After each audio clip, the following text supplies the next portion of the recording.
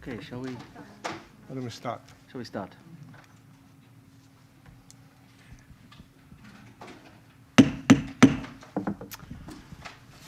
Good morning. My name's Andy Sharp from Nikkei Asia, also the club's first vice president, and I'll be your moderator today.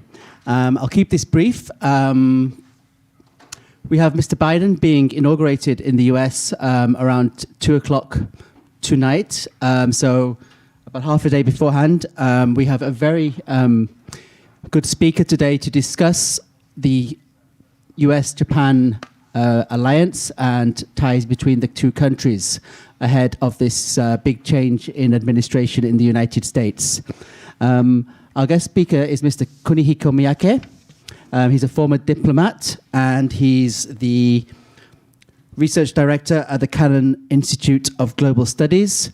But I believe the main reason we have invited him today is because in October, Mr. Suga tapped him to become a special advisor on foreign policy for the Japanese cabinet. So I'm sure he'll have a lot of things to discuss and talk about from obviously his own perspective and from a Japanese perspective about this change in administration in the United States. So and he'll speak for maybe 20 minutes. 20 minutes. And then we'll open the floor to questions. And also we'll be taking questions online from those watching on YouTube. Okay, over to you. Good. Well, thank you for taking the time to come here in the midst of the pandemic. I thought that there would be no audience today, but thank you for coming. Really appreciate it. I have only 20 minutes to speak, then take questions for 40 minutes. So that was your requirement, right? So I'd like to talk about the evolution of the Japan-US alliance, because you asked me to talk about the Japan-US alliance. Those who, some of you are pretty mature senior people, so glad that we share the same memories.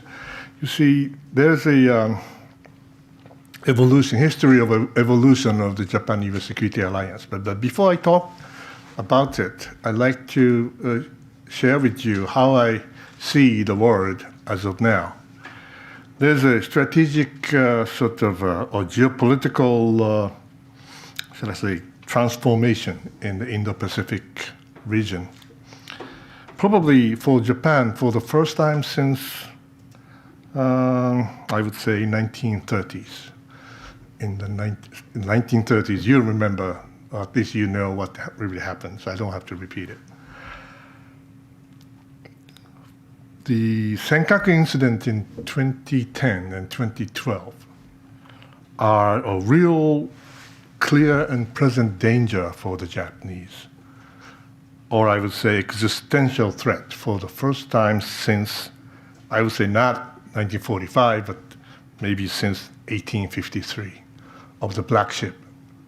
That was a big shock to me and probably to many Japanese. So why I talk about the 1930s? Because there's a similarity. Although I don't say that the history repeats. History doesn't repeat itself, but it rhymes. How it rhymes, just imagine there's a growing, rising power in East Asia. Consider that the status quo is unjust. And because it's unjust and discriminatory, it should be changed. It can be changed by force and challenging the hegemony of the US, maritime hegemony of the United States in the Western Pacific. Then what happened? I'm not talking about Japan. I'm talking about China now.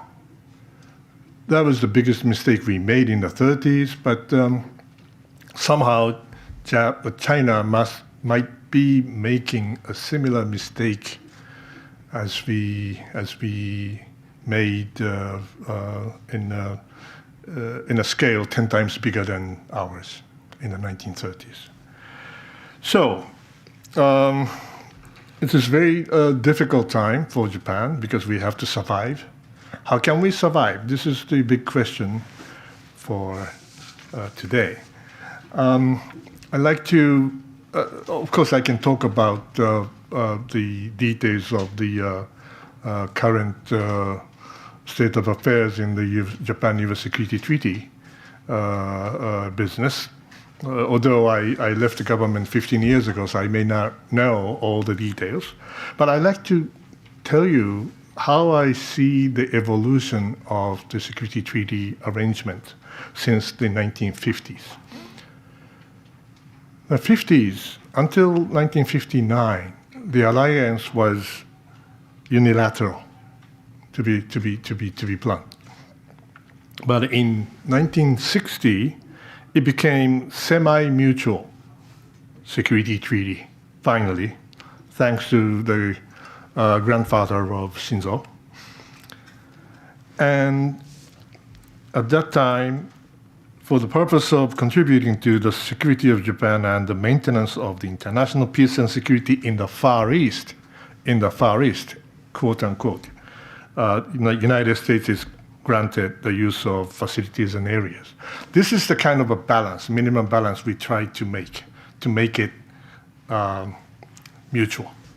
But I would say it was a semi-mutual thing. And then the Cold War went on. Finally, it ended. And since the 1990, an era of lull, or what do you call it? Pause. It's not a pause. It's sort of an intermission between the two tides. The tide of the Soviet Union to the tide of China. So we were in a crisis in a sense, because the Soviet Union is gone. Why do we maintain the security alliance with the United States? And people wondered why. But it was a lull, so we were smart enough to maintain it. But then the Gulf War broke out, and the war on terror broke out, and we were wondering what to do. And the U.S. Marines fighting in the Middle East on the ground for 30 years for nothing, sorry to say this. These are the times between 1990 and, I would say, year 2000. Year 2000, I went to Beijing, but I was director for the Security Treaty Affairs before that. And at that time, it is on the record. Yes, it's on the record. Yes. At that time, I felt a sort of potential threat from the Asian continent. I don't want to name any nation. But at that time in the foreign ministry, I was a minority sort of officer. And because I was in charge of the security treaty affairs, the threat was coming, I thought. But nobody bought my idea. And even in the United States, there are not many people who bought this idea. There were so many panda huggers in Washington at that time, for good reasons, because we thought that making the Chinese economy a capitalist economy, we thought that we could change the Chinese society, and we can create a civil society in China so that would eventually evolve democracy, evolve to a democracy. It didn't happen. We had an illusion in the 90s and the first decade of the 21st century. So finally, we realized that that was wrong. Then came the year 2010. As I said earlier, the dangers were clear and present. And that's the reason why, probably, because I couldn't confirm it, probably that's the reason why we, as a nation, decided to modify or evolve the Japan-US Security Alliance mechanism.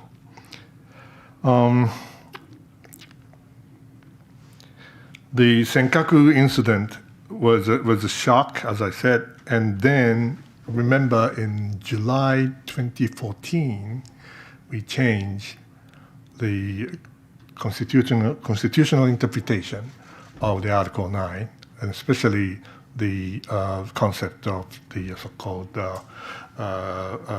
right to collective self-defense. We did that. Personally, the best solution could have been amending the Constitution, but unfortunately we couldn't do that. But changing the interpretation was okay.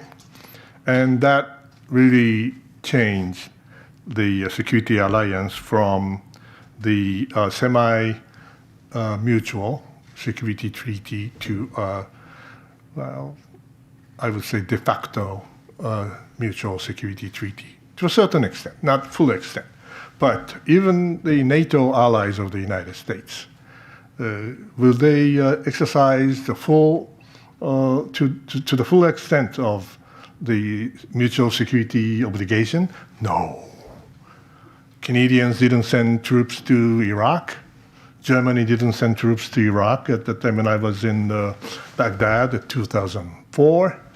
I was in the middle of the Green Zone. I was embedded to the CPA, Coalition Provisional Authority. I was a representative of Japan to the CPA. And there were so many NATO allies missing at that time. So I think the de facto security alliance is fine, to the at least for the time being. And then finally, the Americans realized the real danger. To me, for the first time since the 90s, or maybe the 40s, I would say. I believe that the change of the US policy vis-a-vis China has started about 5-6 years ago in the second term of the Obama administration. It was not decided by the Trump administration. It started much, much earlier. In the first term, probably not. They were still ambivalent. But Mr. Obama realized that something was wrong and eventually changed the policy, started changing the policy vis-a-vis China in the second term of his administration. So Mr. Trump just followed it, in my view. But see what's going to happen after 2021. See what's going to happen after tomorrow. It remains to be seen, and I don't want to go into details because I do not have enough information. So far, those good old friends and acquaintances are coming back. Mr. Biden said, America is back. I don't think so. Washington is back. Washington's elite political appointees, seasoned, experienced decision makers, many of them are back. They're friends. We all know them, and good to know. But doesn't mean that everything's going to be all right. We all know them. That means we all know how nasty they can be. So see what's going to happen. It's not an easy one. We never had an easy American administration to deal with for the past 5 decades or 6. So I'm not very optimistic, but not pessimistic either. So what's going to happen to the Japan-US Security Alliance in the future? People say, well, Quad, Japan, US, Australia, and India. The Quad would be an alternative for whatever, maybe East Asian version or Indo-Pacific version of NATO. I don't think so. Quad is not a multilateral mutual security alliance. I don't think so. It's not going to be the case. It's a vision, and it's a forum of discussions, and it's good to have a meeting. It's good that the four Quad foreign ministers got together in Tokyo and had a good meeting last year. Well, it's good, but doesn't mean that it will be multilateral security alliance. That's not the direction we are headed for. But having said that, we need more partners. We need more members or friends in the forum. Who are they? I don't know. Some people say South Korea. Well, they are welcome if they're interested. They're interested in TPP. Fine, but can they join the Quad? I don't know. Please ask Seoul, not Tokyo. What about some of the Southeast Asian or ASEAN nations? Well, there are some like-minded nations in the international, regional international community. Some are more forthcoming. Some are not as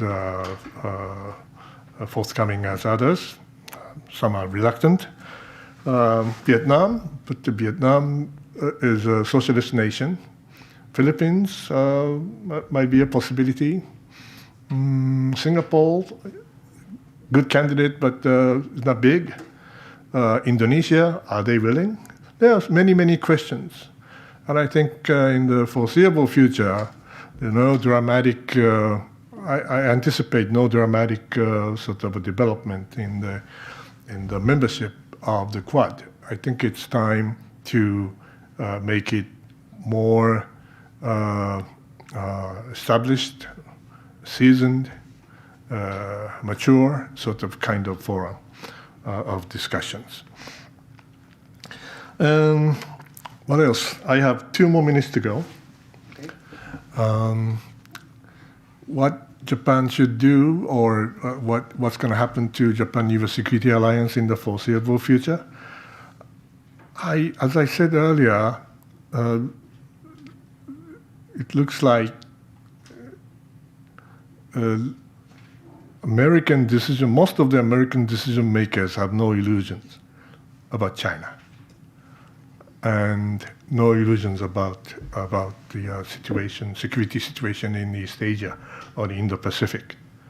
So I think maybe 30 years ago, when I was director for the Security Treaty Affairs, it was not easy, but probably it will be much easier than now, than before. So we could talk more about the roles and missions,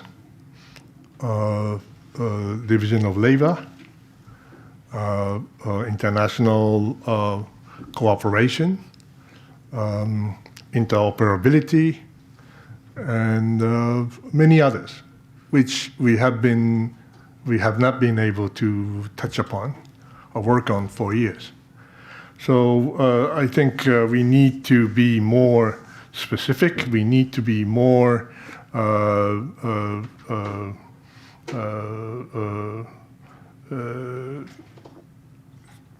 agile and ready for whatever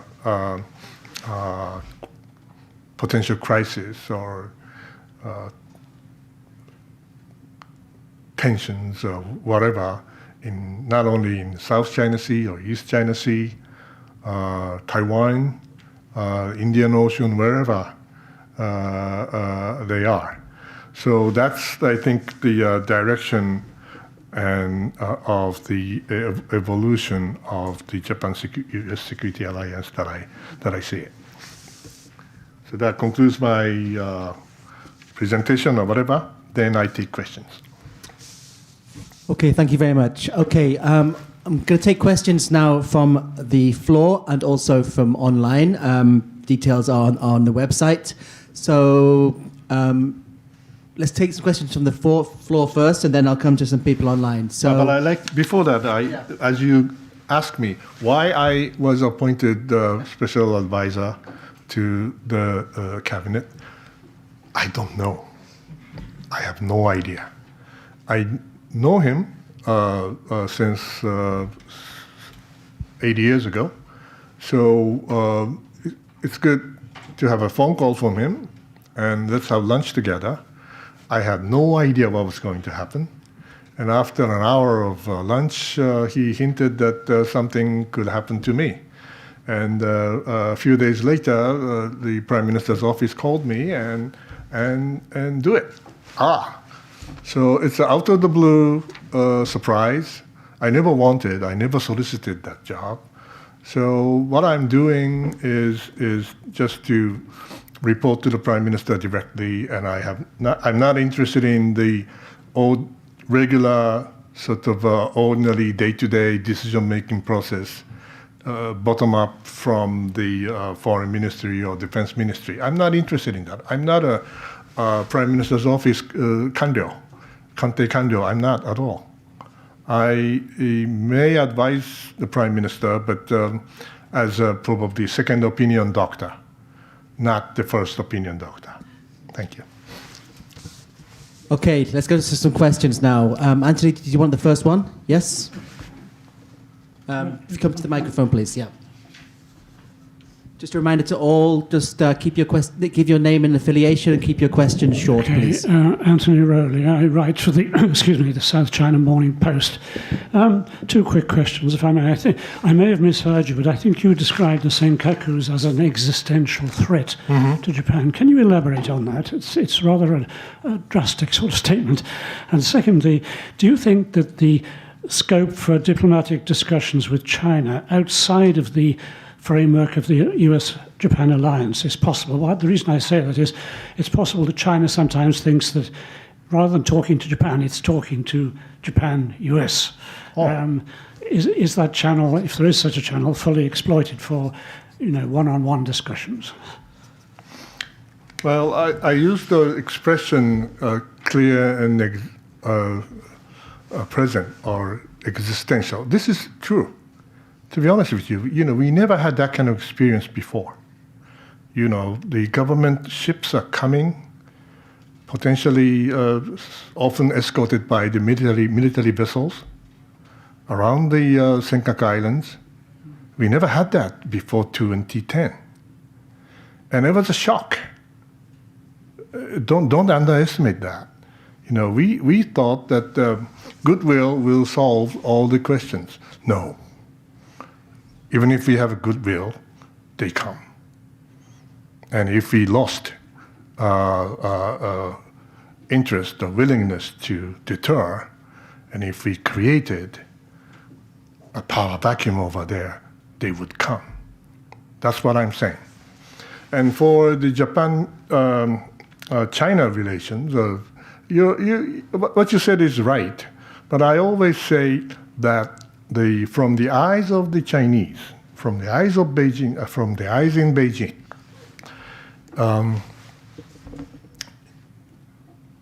Japan-China relations, it is dependent variable in the more strategic US-China relations. So that means if China-US relation is bad, they come to us, and they come to drive a wedge between Japan and the United States. That's a very natural thing to do. So, but it doesn't mean that they are doing it with the intention to make a strategic compromise. No. This is only tactical. So this is the reality. So we are not the Japan-US, US-China, China-Japan relations are not so-called, what do you call it? 正三角形って何だっけな。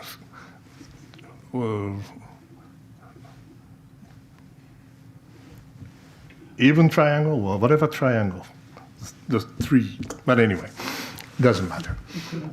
Equilateral, yes. Equilateral, that's right. So we are, I think it's a golden opportunity for Japan and China to improve and develop bilateral relationship tactically, because they have no intention to do it strategically. So this is how I see it. Okay, thank you. I'll go to go to an online question. This is from Isabel Reynolds at Bloomberg. She asks, surveys show Japanese people's trust in the US slumped under Trump. On balance, should Japan be glad to see the end of the Trump administration, and why? I did not participate in the pro-Trump march in November 25th and 29th near the Hibiya Park. I just saw it on TV and a newspaper. There are many people who love Mr. Trump, and many people who still believe that he won the presidential election and his victory was stolen. So I don't believe that, but there are many of them, hundreds of them at least, maybe thousands of them. And on the internet, probably we have more. But they are not Proud Boys, or they are not QAnons. They are probably people who are critical about our huge neighbor. I think that's the biggest reason why they support Mr. Trump. Some people would miss Mr. Trump's tough China policy. I don't, because as I said earlier, the tough China policy of the United States started in the second term of the Obama administration already. So no matter what happens, maybe there might be some rhetorical differences, maybe change in expression, or maybe use of words, but I think China is the United States, the U.S., the biggest competitor, strategic competitor of the United States, period, as we were in the 1930s. And we challenged the U.S. hegemony in the Western Pacific. And we attacked Pearl Harbor. Chinese would not do that. China is not that stupid. I think. I hope. Okay, we'll go to Patrick now. Thank you. My name is Patrick Walter, German newspaper Frankfurter Allgemeine Zeitung. Do you think that with the Biden administration there are new opportunities for the relation between Japan and South Korea to get better? I mean, under the Obama made some efforts to bring Japan and Korea together, if I understand right, but under Trump there was no movement in that direction. And if you think about the latest comments by President Moon, he seemed to be a little bit milder concerning the quarrels about comfort women and the quarrels about wartime labor. Please comment on that. Thank you. Good question. I was expecting that anyway. And as I said earlier, I'm not interested in interfering with the ordinary day-to-day foreign policy making. And of course, what I say here do not necessarily reflect the position of the Japanese government anyway. So what I can tell you now is my personal impression. Just imagine, I am a true believer of good in good cordial relationship between the two democracies in Japan and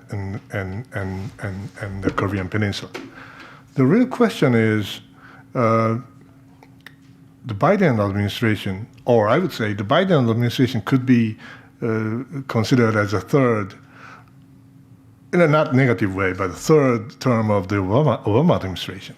So in that sense, they have tried before, and they have achieved. They were very successful in creating another rapprochement or another agreement between Japan and South Korea on those issues at the end of 2015. Remember that. We believed that. We thought Americans intervened and behind the scene, probably.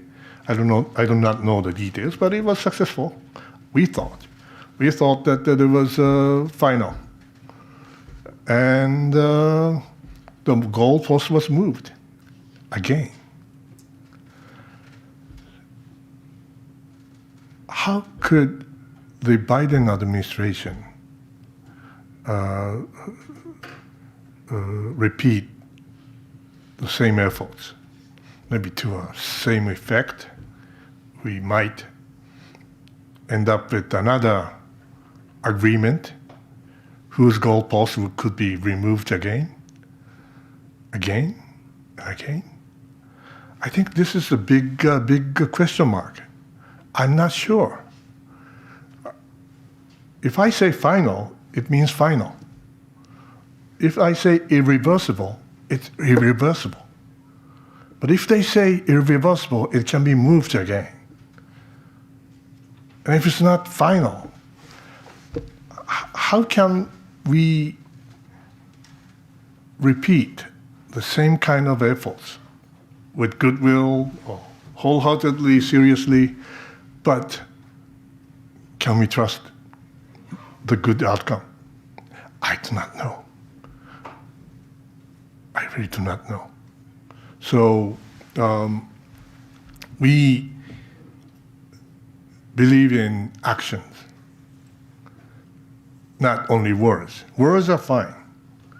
Words are fine. Final, irreversible. You can use those words. Question is deed, action. Can they really let us touch down without moving the goalpost? I think that's the big question. I'm not pessimistic about it, but I'm a bit skeptical. Okay, we have a few questions online, then I'll come to you. The first question is from Motoko Rich from the New York Times. In your speech, you mentioned the US being nasty to Japan. Yes. Can you elaborate on that? And her second question is, do you think Japan can join the US in condemning China's treatment of Uyghur Muslims as genocide, or would that jeopardize Japan's efforts to balance the relationship with China? Excuse me, the second one. The question, do you think Japan can join the US in condemning China's treatment of Uyghur Muslims as genocide? Do you think Japan can follow the US by saying that, or would that jeopardize ties with China? So two parts to that question. They were very nasty when I was chief negotiator on trading services in the WTO, for example, especially in the economic arena of trade negotiations. Those U.S. attorneys, lawyers are very good negotiators. They're pretty nasty. But fortunately, in the field of security alliance, they were not that nasty. We have more agreements, we have more coordination than confrontation in the world of security alliance. So when I use the word, I mainly have my experience in the WTO in Geneva in mind. That's the answer to the first question. The second question, I don't know what kind of announcement had been done by the Japanese government, but probably it will be eventually it will be a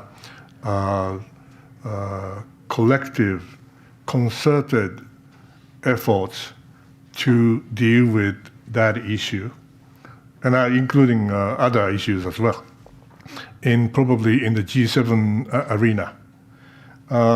Then we will come up with a unified position of the G7 vis-a-vis the situation in Uyghur.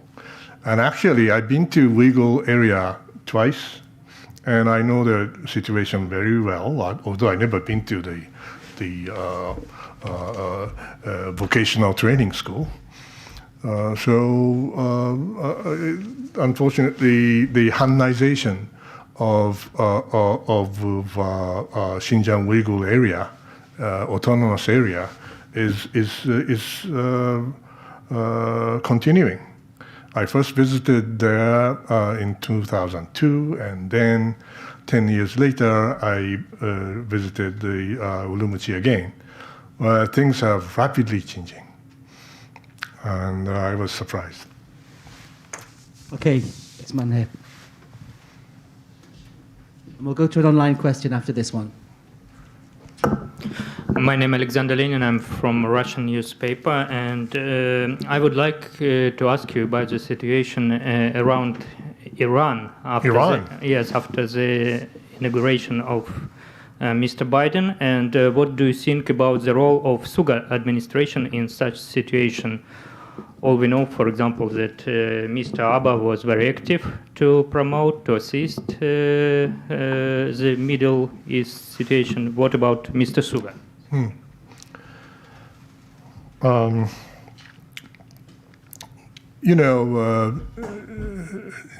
JCPOA, the issue.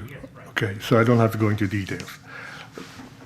I hope that the Biden administration will do its best to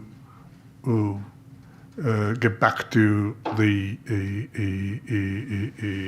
agreement, because it was the Trump administration which unilaterally withdrew from them. But having said that, things have been changing since they left the agreement. Not only the Americans did additional things, and the Iranians reciprocated, in a sense. So, unfortunately, it is not as easy as the Paris Accord on climate change. You cannot instantly get back to the agreement as if nothing happened, as far as the JCPOA is concerned.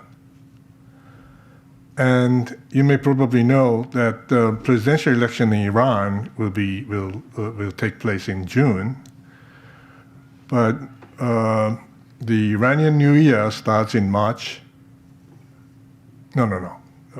I think it was March. And from probably April, you need the presidential campaign.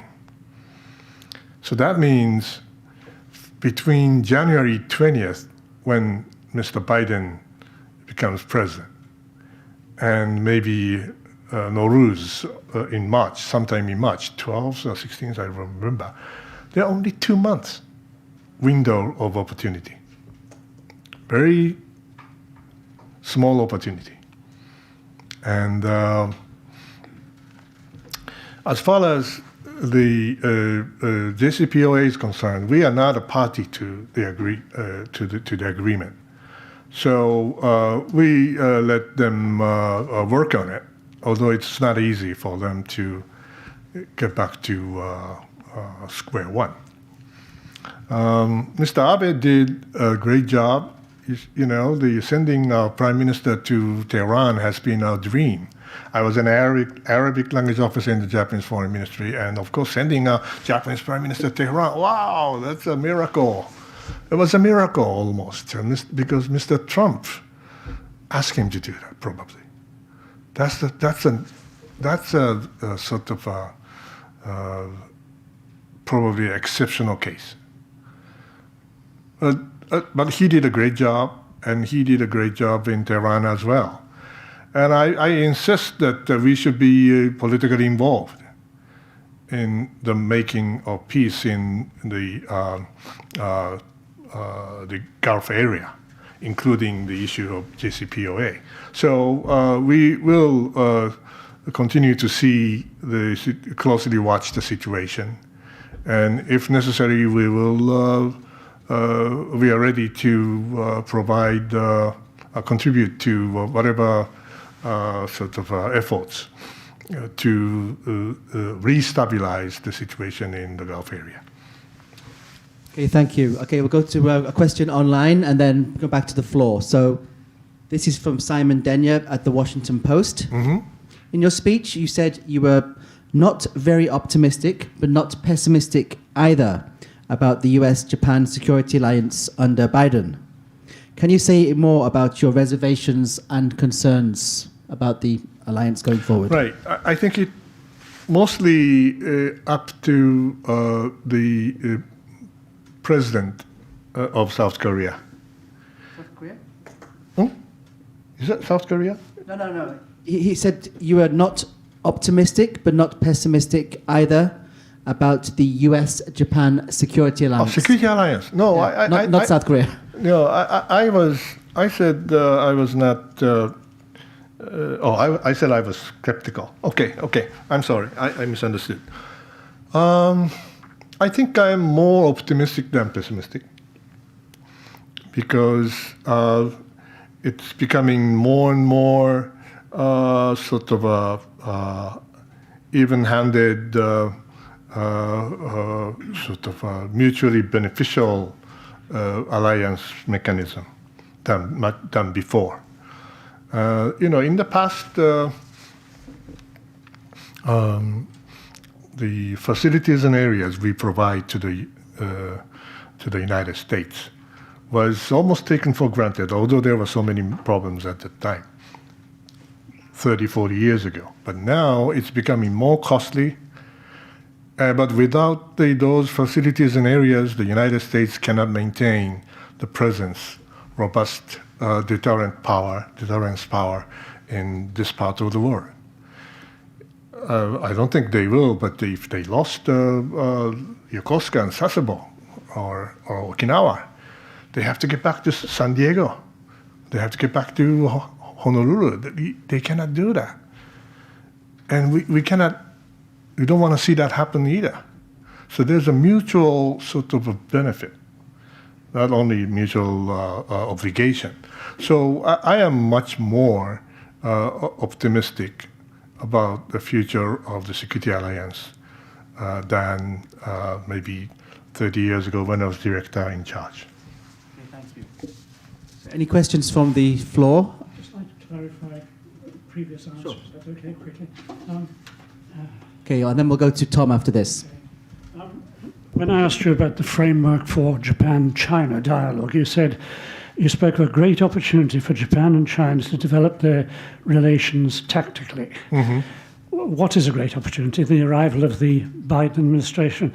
And secondly, what exactly do you mean by tactically in developing relations? Tactically means, to answer your second question first, tactically means there's no prospect that China will make strategic concessions, meaning, okay, let's forget about history issues. Let's forget about senkaku.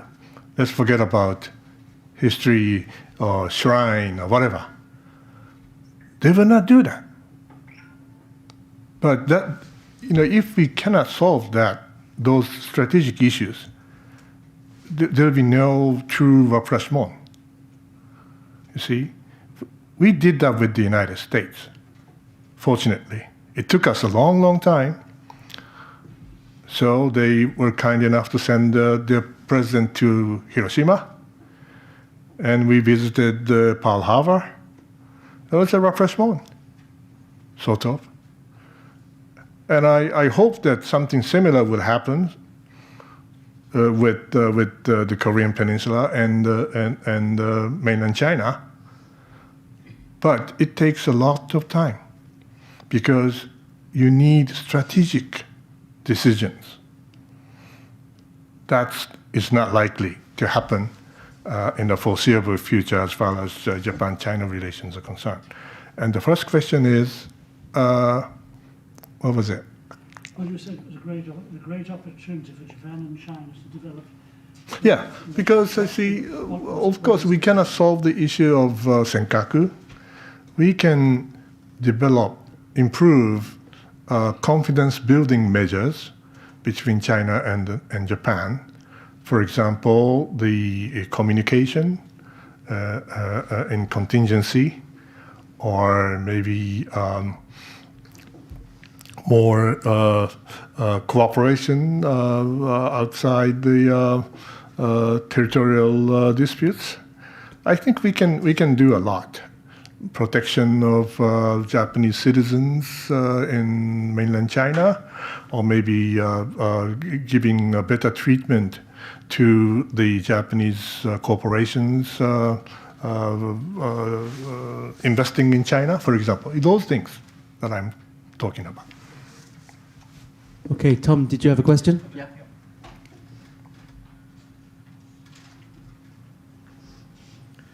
Thomas Sullivan, Miyake-san. I'm an associate member here. Just got two quick questions. Yes. One was on the domestic situation in the United States. I was just wondering if you could give us your impressions of what happened on January 6th at the Capitol building. And also, Prime Minister Suga was criticized for a weak response there. Do you agree with that? And can I just ask you, as a security, I know you spend a lot of time on national security issues. That was regarded as a massive national security failure. Do you agree with that analysis of what happened in Washington on January 6th? And just finally, I wanted to ask you about the G7. You talked about the G7. As you may know, the United Kingdom is chairing the G7 this year, and they've recommended that South Korea, Australia and India be invited. Now, I understand the Japanese government is objecting to that. I was just wondering, could you give us your perspectives there? Thank you. Thank you. Your questions are related to what I call day-to-day decision-making. But, of course, I cannot be silent. I know that. It was a shock to see the insurrection, if not protest, violently happening in the Capitol building. I've been there so many times. It's a sacred place. So it was a shock. It was a national security failure, maybe, especially domestic security failure. But foreign governments are not supposed to make comments on that. That's an interference of the internal affairs, if you say too much. So that's why, if I were the Prime Minister of Japan, I would keep silent. Why? It's up to the Americans. Americans have to decide what to do. Impeach the president or whatever, convict him. It's up to the Americans, and we have no sort of voices to interfere. The United Kingdom, it's great that we'll have another G7 ordinary manner, a G7 meeting. Good to know. Inviting other countries is very common, nothing unusual. You said what? South Korea is a democracy. Always welcome. What's wrong? India, welcome, of course. Australia, welcome. So you should focus on who is not invited. And also, it is not that the G11 or G12 or whatever, the expansion of the membership. It's just inviting guests to the G7 meeting. That's a pretty normal thing to see. So we welcome that if that's the intention of the host nation. Okay, I've got one more follow-up question online, and then we'll go back to the floor. And please feel free to ask anything you like. The question is a follow-up from Simon Denya. In your opening remarks, you suggested that armed conflict with China is a real possibility. Mm-hmm. How can Japan and the US prevent this or prepare for this? It's easy. The our China policy always consists of engagement and deterrence. Okay? Always engagement and deterrence. Since the 1990s, especially, we put engagement first, then followed by deterrence. But these days, probably we may have to put deterrence first before the engagement. But it doesn't mean that we are totally changing the nature of the policy. It's the same, engagement and deterrence, period. So I hinted the possibility of actual engagement if we created a power vacuum. China is smart. They have great wisdom, and they will act when we lose interest. And if they are convinced that we do nothing, they come. But if they are convinced that we will react, they won't. I think that's the essence of the Sun Tzu strategy.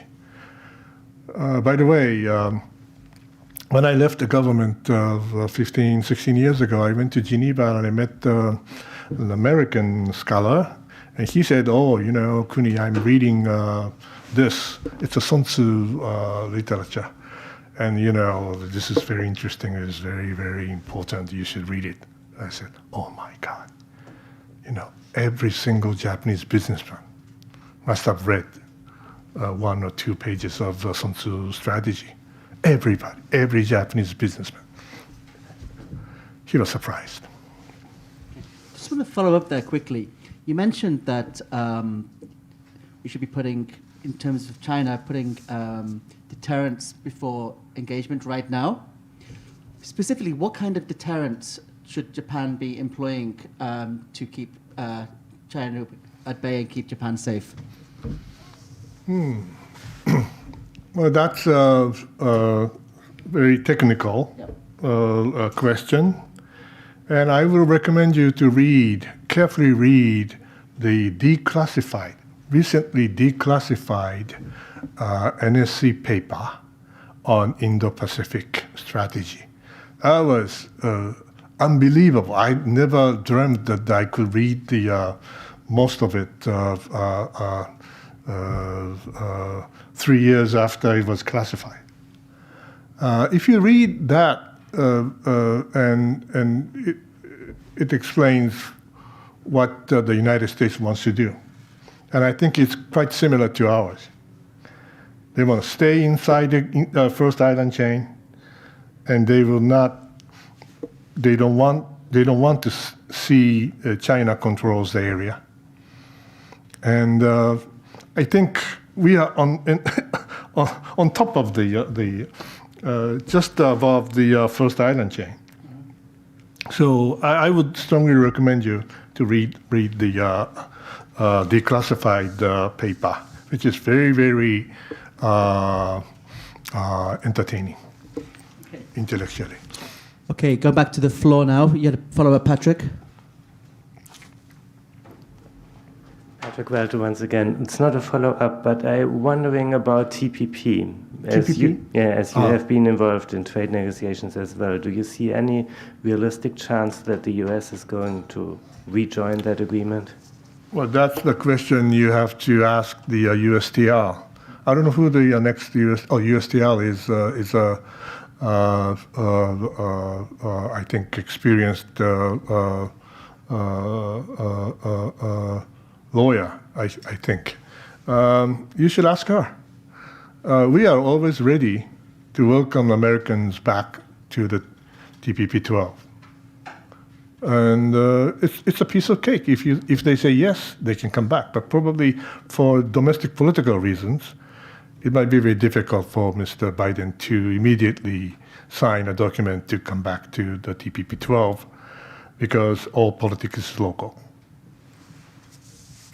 Okay, got a question online here from Régis Arnaud from the French newspaper Le Figaro. It's kind of a scenario question, but what should Japan's stance be in case China attacks Taiwan? Should it engage, assist logistically, or welcome political refugees, for example? And a follow-up, should Japan have been more forceful in its response to the national security law implementation in Hong Kong and all the events there? The person who raised that good question should visit Taiwan and should visit the Yonaguni-jima Island, about less than 100 miles, 120 kilometers away from Taiwan. If China attacked Taiwan without doing anything else, it's stupid. If they attack Taiwan, they have to liberate Taiwan. Is that right? So if the question means that if China started to liberate Taiwan militarily, what would happen? That's probably the question, essence of that question. So I can answer that question because in order to liberate Taiwan, you cannot only attack the western part of the island. You have to also attack the eastern part of it. You have to surround the island to liberate. See, people are talking about very hypothetical, maybe separate, singled out, hypothetical contingency. But if you really want to liberate Taiwan, you have to use all the forces they have, and you have to surround the island and use the Air Force, Navy, all the sort of capabilities, military capabilities they have. So that means they have to invade the territorial waters of Yonaguni-jima Island. They have to invade the airspace of the Yonaguni-jima Island. They cannot do that. They cannot liberate the island without doing it. By the same token, if you really want to liberate Taiwan, I would attack U.S. forces in Okinawa. I would attack the Marines. I would attack the Kadena Air Force Base. Because if you don't, they will come to get you. So that means liberation of Taiwan is not an easy thing. Once you start doing it, that would involve Japan, not only involving Japan, attacking Japan. Attacking U.S. forces in Japan means attacking Japan. This is not Article 6 situation. This is Article 5 situation. Give me a break. This is as serious as that. Nobody wants to talk about it.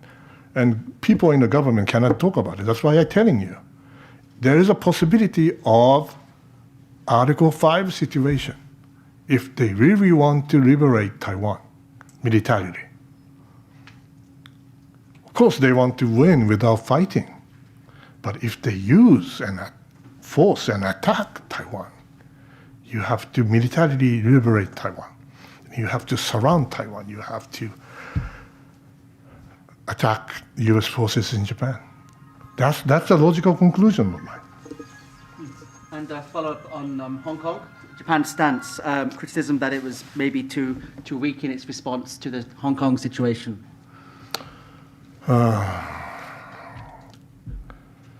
Well, Hong Kong is too close. I'm very unfortunate, and I am strongly, condemning all the acts they have. But you see, China made up her mind, as early as last fall, when the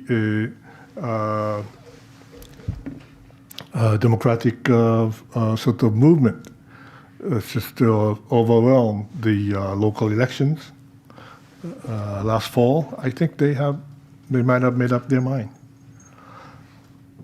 But they paid a big price. What happened to Taiwan after that?